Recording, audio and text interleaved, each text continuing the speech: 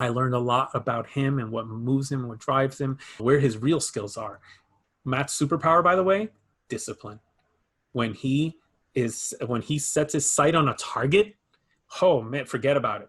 It's like there is almost nothing you can do to stop this 300-pound monster from running in that direction. Good luck if you want to try to stop him. You're not going to stop him.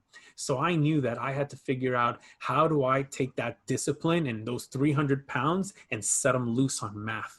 How do I do this? And so I started, the more I learned from him, the more I was able to connect the dots back to him. So we also talked about what stood in his way. This is why I was also able to answer those questions about the problems that stood in Matt's way.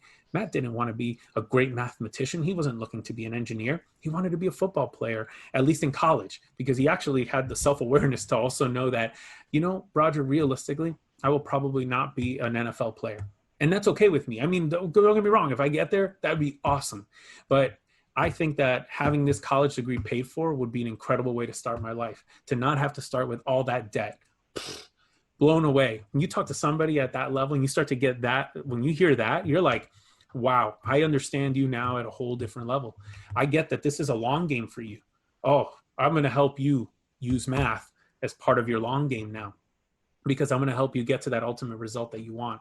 So the more I got to know Matt, the more I was able to help him and connect the dots for him so that I could set his intensity and his discipline towards getting better at this subject. And then when you combine that with finding where he is, all of a sudden math becomes competitive. I don't know. I think we talked a little bit about the idea of the state of flow. There was a psychologist by the name of Mihai Csikszentmihalyi who did some studies on happiness and found that people are happiest when they're deeply engrossed in an activity.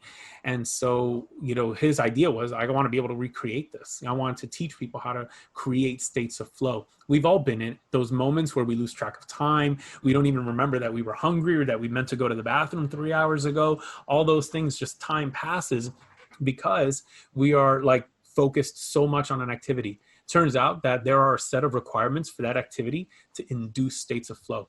And one of the key, you cannot have flow without this one requirement, is that the activity cannot be too far beyond your skill level, but it must be beyond your skill level. If the activity is below your skill level, you consider it easy. I'll do it later. You don't really get into it. You can multitask and you could probably still get away with doing it. When the activity is just beyond your skill level, you can induce flow. You can start to get into states of flow, but it can't be too high up either. If it's too high up, you give up.